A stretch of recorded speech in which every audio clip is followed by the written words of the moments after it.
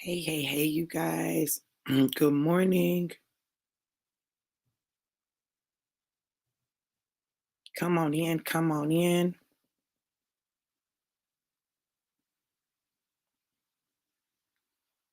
come on in. Let me share this.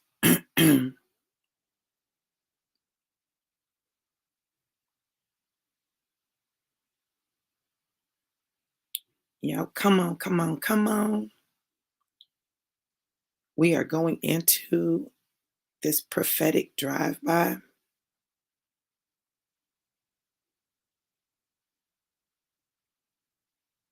I'm excited about this word.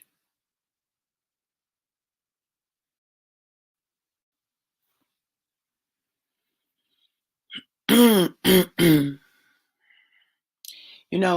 one of the things I love about God is that He has a way of speaking to us in some of the most unusual ways. Let me know who's here and where you're tuning in from. Let me know who's here and where you're tuning in from. Good morning, Sheila. How are you, gorgeous? Glad to see you. I've been watching God do some supernatural things, some extraordinary things, and have just been amazed by His love, His grace, His mercy, His compassion. Um, been consumed by His love and exactly how He loves me. Listen, I know that I'm a different breed. That's what I'm gonna say. I'm a different breed. And God still loves me. In fact, I would contend He loves me because I'm a different breed. Because I am not easily moved, because I um just believe him. Just believe him and will do what he says do. It may take me a minute sometimes, y'all. I'm not gonna lie. It may take me a minute, but I do what he says do. And I know that he appreciates that about me, right? And I know that because he keeps freaking asking me to do stuff. I'd be like, yeah. When I look at my life and I look at the situations of my life, I'm like, this is straight movie stuff. Like, this is stuff that only happens in movies. And I know that to be the case because when I watch certain movies, there's certain types of movies that I really enjoy, right? And my life looks like those movies. And I'm like, are you kidding me? I'm a made for TV movie. That's what I like, for real, made for TV movie. Maybe I shouldn't say made for TV. Maybe I should say box off. Okay, box office. All I know is this, that my life has been like a movie. And I'm just trying to figure out who gonna play me. Who gonna play me in the movie? Because look, I'm telling you, it's that serious. Mm, that's good, Sheila. I'm glad that you have been giving him that, because our young people need that. Um, it's a necessary part of the journey. But that's why I say, when you look at your life, and I know when I look at my life, one of the things that I do is try to take everything from my life and use it to help, to encourage, to motivate someone else. Good morning, Shannon. How are you, beautiful? You blessed me with your message last night. I just want you to know that. Your message blessed me. Because sometimes you wonder, is it really making a difference? Is it really doing anything? And just to hear the impact, because I promise you that's how I felt at the end of that live yesterday. Like, I felt there was such a deep sense of peace. And I'm glad that it allowed you to have some peace so that you could get some rest. So when I was laying in the bed and God was like, get up, I need you to do a prophetic drive-by. And I'm like, what am I saying? He said, I'm gonna tell you when you start. And I'm like, why do you have to do this? He said, because there's some things that I like to only release to you while you're in the flow, because then you don't get in the way. You can't censor it. You can't stop it. I mean, you can, but um, he said, but I'm going to reveal some things to you. And so that's why I'm here. God, what is it that you desire to reveal? So as I'm talking, I just keep seeing growth, development, growth, development, growth, development. My dad gave all of us before Valentine's Day a pot of tulips, right? And my tulips were closed. All of the buds were closed. But when I look at them this morning, the buds are open. What does that mean? Growth and development. You see, some of the things that we um, are desiring are already in us, it's already there. It is in our growth and our development. As we open up, those things spring forth as we open up. But as long as we're closed, as long as we're like this, those things don't show. We don't get the opportunity to expose them to the world because we're too busy being protective. As flower buds are closed, they're protecting the things on the inside. And then as they open up, that means that what's on the inside is ready to be disseminated, to be spread, so that it can produce. There are things that are on the inside of you that you've been closed up about and closed up on because you were trying to protect you. You were trying to protect someone else. You were in straight protection mode. But as you begin to open up, then you're going to discover that what's on the inside of you is going to feed and sow seeds in other people. Why is that important? When I was sharing what I shared yesterday, which I had no idea I was going to share, it blessed Shannon. Shannon needed rest. What I allowed to come forth from me gave her the peace that she needed in order to get the rest that she needed, that I had no idea she needed. So when I started, I had no idea what I was saying, how the impact it was going to have on her. I just knew God said, talk. And I said what he said. Okay. See, this is why we cannot be more consumed with our pride and protecting us and our feelings than with being obedient to the Spirit of God. Regardless of whether anybody likes it or gets it or understands it, that's not the issue. I'm glad you slept good, Shannon. I'm glad you slept good. You needed it. You needed it. And see, people don't understand. They tease me all the time. They say, well, when do you sleep? And my niece said, me and my sister were talking to her last night, and I blinked, and she said, see that right there? She just slept. Because I don't sleep a lot. I don't get a lot of sleep. I'm up very early. I've been up probably for about 2 to 3 hours already. I get five, maybe 5 to 6 hours a night, between 4 and 6 hours a night. That's how many hours of sleep I get, right? And so when I think that I'm like, "Ugh, I gotta go live," like I really just want to lay in the bed and pray that some sleep falls on me so that I can get a little more sleep. And God's like, no, no.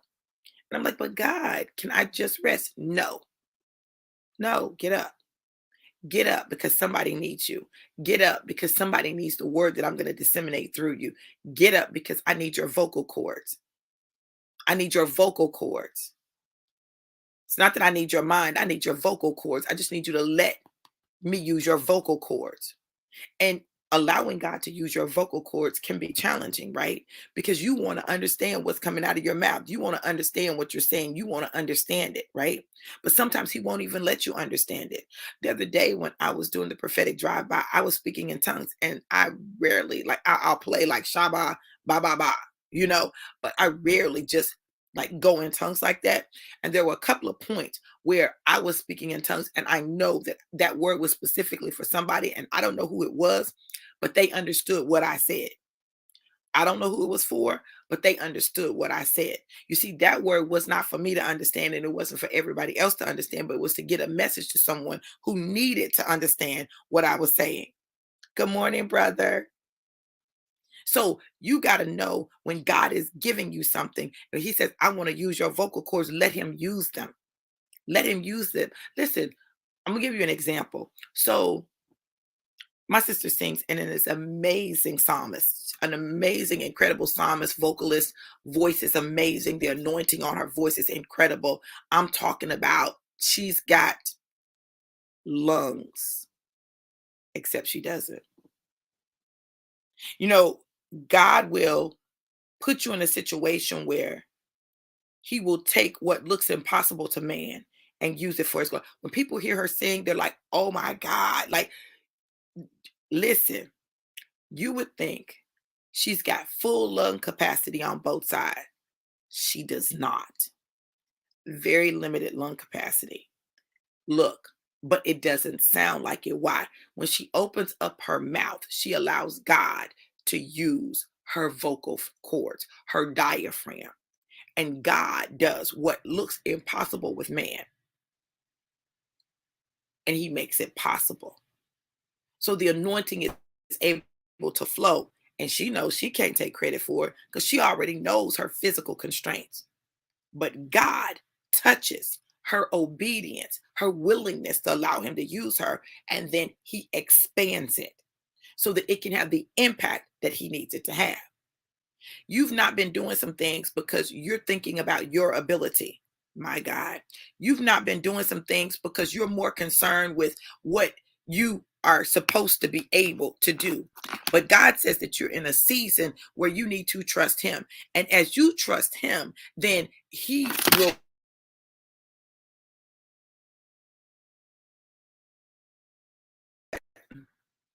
okay, he'll make possible what looks impossible with man. He'll make possible what looks impossible with man. He'll make it possible. Why will he make it possible? He'll make it possible because it is your portion. One of the things that I absolutely love, and I'll say this a million times, I know about my daddy, is that he's always reminding me of what is my birthright. Always reminding me of what is my birthright. Daughter, it's your birthright. When he talks to the grandkids, he's like, well, baby, go on and do that. You can do that. Go on and take your position.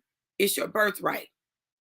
He wants us to understand that we have a birthright, and that birthright belongs to us. We ain't got to ask nobody for it. We ain't got to beg nobody for it. All we got to do is walk in it. All we got to do is tap into it. All we got to do is just move in it. That's it.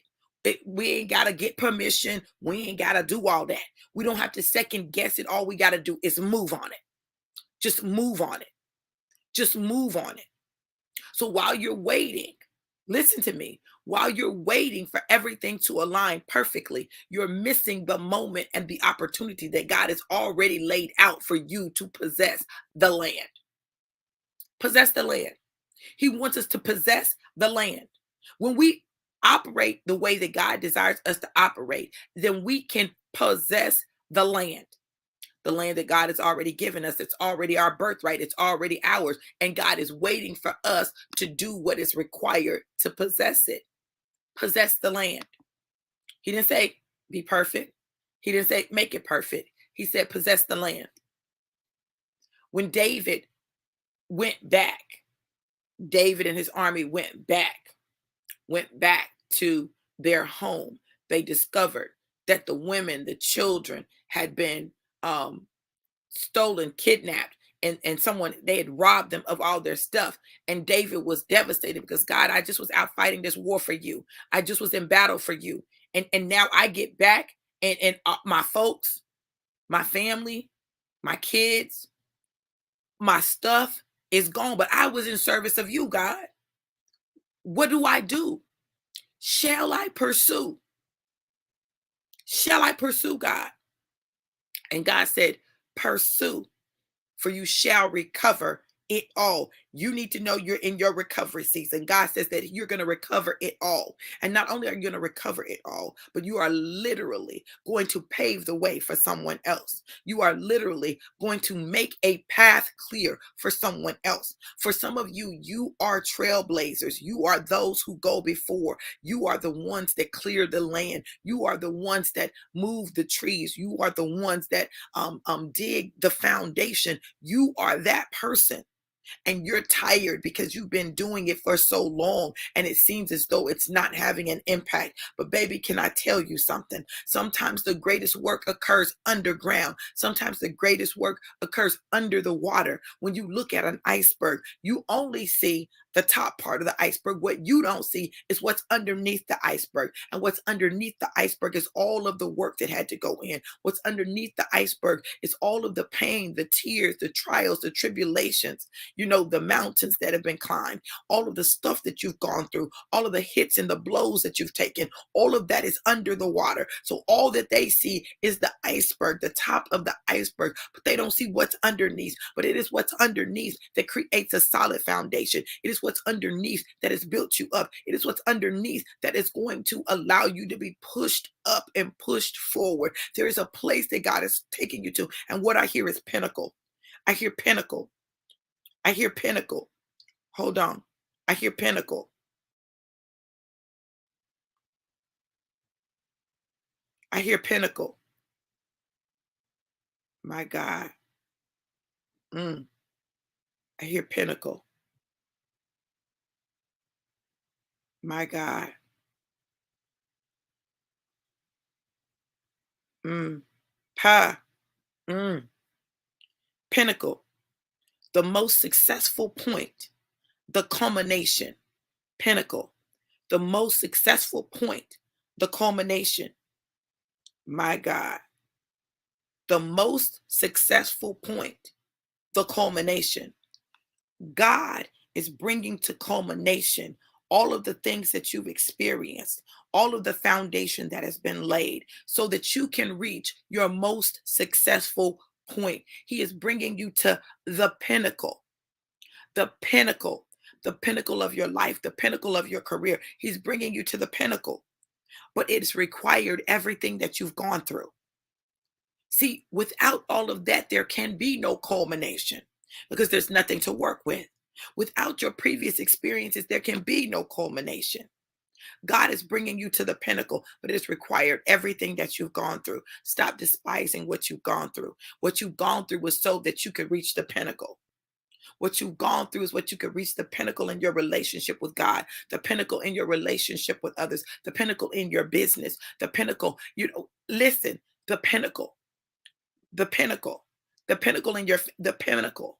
The pinnacle is the culmination of the experiences, the culmination of the disappointments, the culmination of the trials, the tribulations, the culmination of your health challenges and health scares, the culmination of your business faux pas and the things that didn't work, your business lessons. I'm going to call them, I'm not going to call them failures. I'm going to call them lessons. God is trying to take all of the stuff of your life.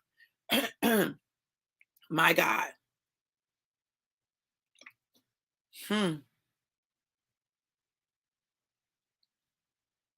All of the stuff of your life, all of it,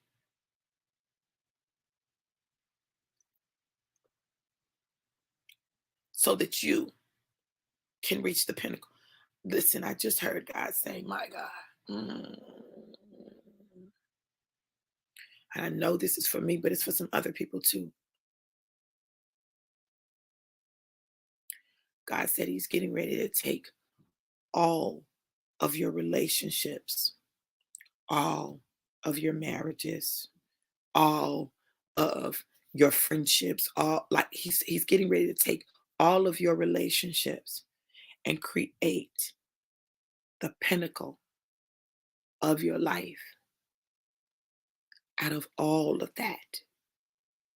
that disappointment, the hurt, the missteps, the lessons, and He's getting ready to pull it together and create relationships which take you to the pinnacle. Earlier this year, I talked about those divine relationships, how God was going to connect people. And as they came together, it was going to create something that was incredible and amazing and explosive that could not exist with just one of them. It couldn't. But with the two of them together, something amazing, something incredible, something epic is produced. The pinnacle. God is taking you to the pinnacle. You're going to stop? So when fear sets in, I want you to think about the pinnacle. When frustration sets in, I want you to think about the pinnacle. When you don't want to do something that you know God told you to do, I want you to think about the pinnacle, because that thing could be the thing that prevents you from getting to the pinnacle. God is moving, and He's moving supernaturally, and He's moving suddenly. This is a season of suddenlies, and I need you to prepare yourself in your mind for the suddenlies of your life. Everybody who watches this is going to experience suddenlies, and you've got to decide whether or not you're going to be ready for your suddenlies. Some of your suddenlies are going to be things you want. Some of your suddenlies are going to be things that you don't, but all of them are going to happen suddenly. God is looking for your response. What is your response to the suddenlies? What's your response to the suddenlies? That's what He wants to know. What is your response to the suddenlies? You have to understand that your suddenlies are designed to get you to the pinnacle. In that, thinking about that, okay?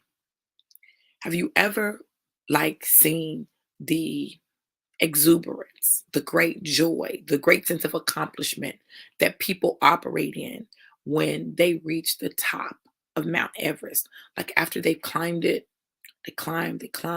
They're fighting against all of these things. They've got all of these challenges, but they keep climbing. They keep climbing. They keep climbing. They keep climbing. They keep climbing until they get to the top of the mountain. Now their goal was to get to the top of the mountain, and once they reached the top of the mountain, they had a pinnacle, a culminating experience. There's something about it that makes you want to just throw your hands up. There's something about it that makes you want to just be like, yes. There's something about it that makes you want to plant your flag and say, I did it. I made it to the pinnacle. That top, that culminating experience. God wants you to have multiple pinnacles in your life, multiple culminations in your life, in every area of your life. When people talk about kingdom, they talk about the seven mountains of influence in the kingdom, seven mountains of influence. Well, a lot of people will only reach the top of one mountain, one area.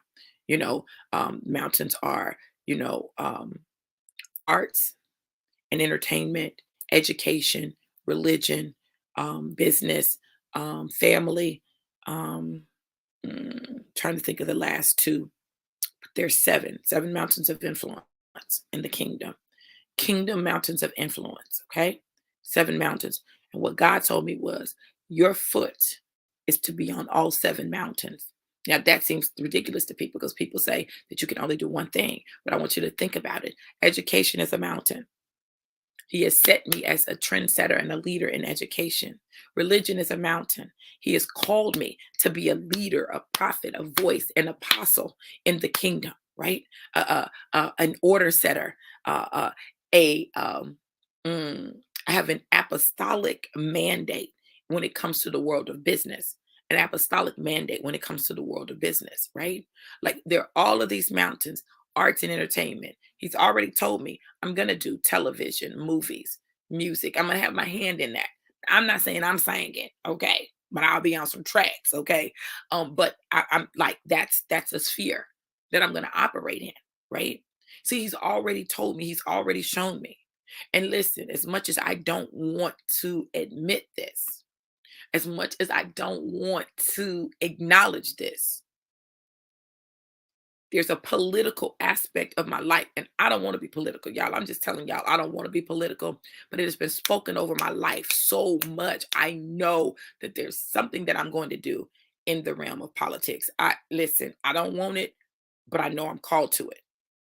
So all of these things exist, all of these things are there. And now here's the kicker. I want y'all to listen. Here's the kicker.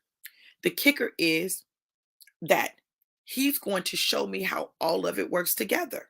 See, God is a God that takes what looks like chaos to everybody else and pulls it together in a culminating experience. Looks like chaos. My marital life has looked like chaos to people. Like, oh, she just don't want to be married. Oh, she must be this or she must be that. When that's not the case. Every one of my marriages had purpose. Every one of them, I don't regret one of them. Now, one of them, I think I should have annulled instead of got a divorce. Listen, but all of them had purpose. Every single one of them, no matter how short or how long, they all had purpose. And all of it was designed for me to grow, to learn, to develop.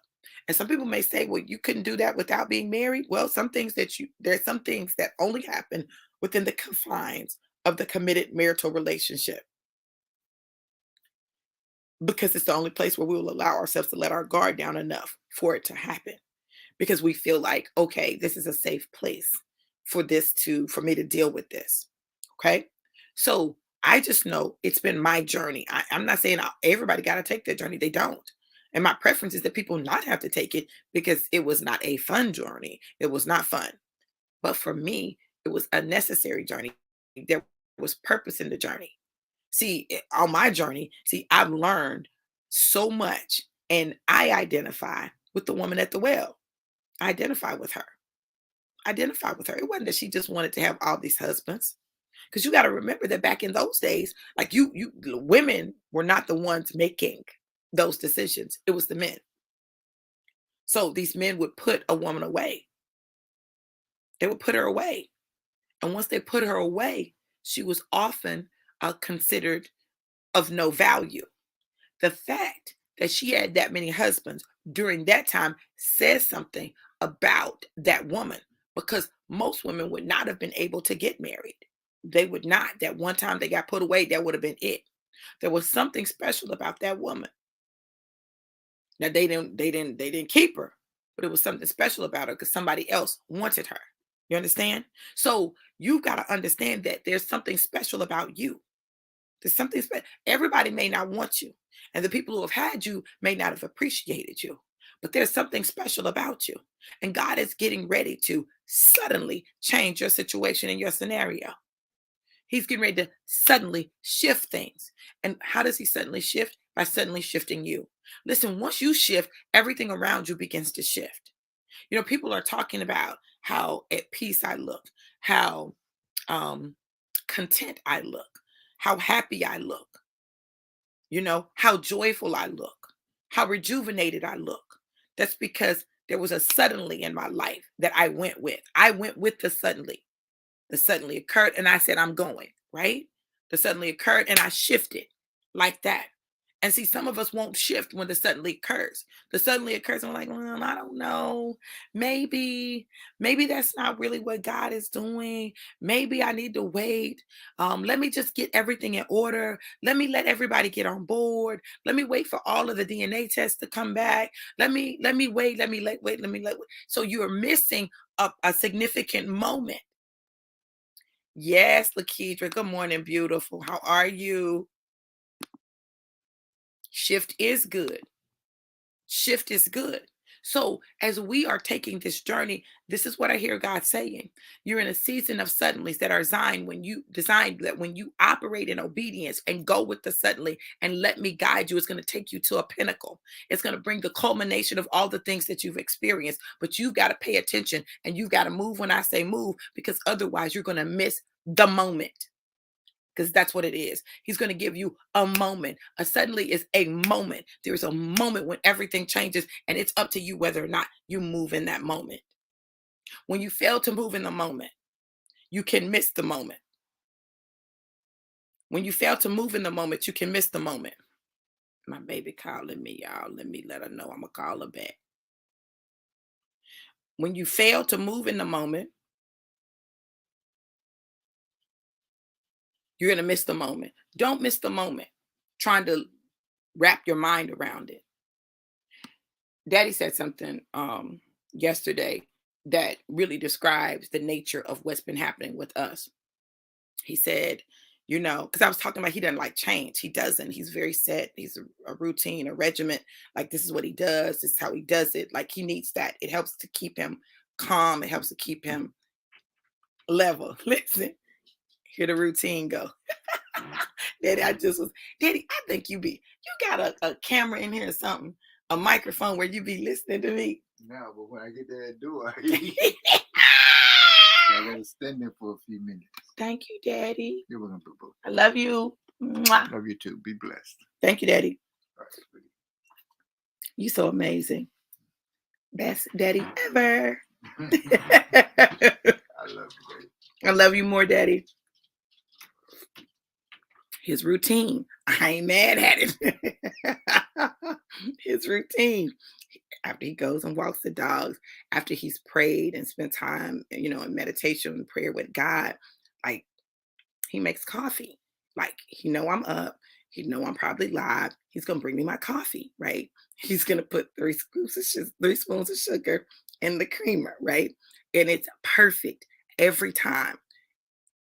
He needs that. So with yes, I am, sis. My daddy getting me ready for my final husband. So that man he gotta be on point. But I'm gonna spoil him too. So it's gonna be mutual. But he needs that. So, but with this situation, he went with the suddenly, which is not his norm. But something inside of him said, go with it. Go with it. And that's what he's done. And so he's been doing things that he normally didn't do. And I want y'all to hear this. It's not because I'm so special. Even though I am special, it's not because I'm so special. It's because he's in a season where God wanted to shift some things, and he knew it would take something big to shift him, to calm him, to take him to this new place. Because we had we have had recovering from control issues. And he's breaking it. He's breaking it off of us, both of us. He and I are so much alike in that, but both of us. Like if I'm riding with somebody, I promise you, my feet are putting on the brakes, putting on the gas. I'm holding on, like I'm doing all of that. And I don't do that with Daddy. I let him drive. I trust him with my very life. And that's not something that I do easily, right? But God has me in a place because if I'm to have the relationship, the marriage that I desire, I've got to learn how to let those walls down to be able to trust that man with my very life. If I can't trust you with my very life, you definitely can't be my husband. Not in this season. Like I've done it in the past. I can't do it now, not because of where God is taking me. I can't have someone leading me that we're not going in the same direction. How can two walk together unless they agree? We're not. We don't have the same passion. Now I know people talk about opposites attract. I don't need an opposite. I need someone that I can connect with, and we can like, boom. I'm watching it with me and Daddy. I'm watching what happens when we come together. I'm watching it. And I know that that's what I gotta have. I'm not talking about nobody else. Like you might need that opposite. I don't need it. I've tried it. That's not what I want. I don't want the tug and pull. I don't want to constantly be in battle. I don't want that. I want the synergy that comes from two people that are like-minded with similar goals, headed in the same direction, working together with the same level of passion and intensity. Baby, do you not know that that's the stuff that makes atomic bombs? That's explosive, that touches other continents when it gets together. Like that's what I want. That's what I'm not looking for the finest man in the world. I'm not. Now he gotta look like something now. He can't be toe up. Not doing toe up. No God. Okay? Not toe up. But he ain't gotta be Morris Chestnut. He ain't gotta be him. He ain't gotta be Shamar Moore. But he gotta look like something. Hear me when I tell you. Okay? But that's not what's most important to me. What's most important to me is listen, come on now. Listen, fine and swag. Because my daddy is fine and he got swag, right? Like I need that. I can't have nobody that can't put no clothes on. No, sir. Even if you got a sweatsuit on, you need to be swaggy. Okay? You need to be like, people need to be like, oh wow, that's sharp, that's bad. Oh, I like that. And it's not gotta be the most expensive sweatsuit. See, for me, swag is not determined by how much something costs or whether or not it has a name brand. I believe that we make the clothes don't make us. I can swag something from the dollar store, from Family Dollar. Y'all hear me? It's not where it comes from, it's what you do with it. It's how you wear it, it's how you rock it. Although I do have expensive taste too. But I know how to experience those things that I like and not spend all the money that someone else might spend. Know that God is doing suddenlies. My daddy did set the bar. He set it high. He set the bar high. The way he treats mama, the way he treats us, he set the bar high. And this is the thing. Last night, I did the show from the kitchen, which is a place that, I really wasn't occupying a lot. But let me tell you something. Being here, I've wanted to cook. I wanted to be in the kitchen. I've wanted to do things. I love my family. And I wanted to fix them different things. You know, I want to spoil my daddy, because he spoils us. I want to spoil him, you know. If we go out and I say, Daddy, hey, can we stop and get something to eat? I might pay. I'm like, no, Daddy, don't worry about it. Because he normally just does that. That's what he does. He is a provider. And there's something powerful about being to um, just do something for him. I like it, you know? So